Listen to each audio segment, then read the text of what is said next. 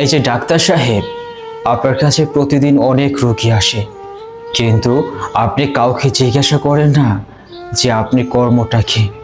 অনেক লম্বা ভিজিট, অনেক লম্বা টেস্ট, এগুলো করতে যেয়ে তাদের কত কষ্ট করতে হয়।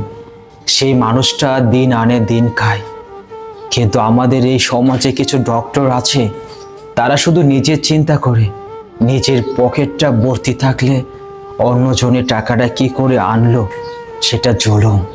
আপনারা আগে রোগীকে জিজ্ঞাসা করবেন যে আপনার কর্মটা কি, আপনি কি কাজ করেন। যদি সে গরিব হয় তাহলে ভিজিট টেস্ট না নিলেই হয়। দেখবেন গরিব অসহায়কে আপনি সহযোগিতা করবেন, আল্লাহ তাআলা আপনাকে অনেক বড় কিছু উপহার দিবে।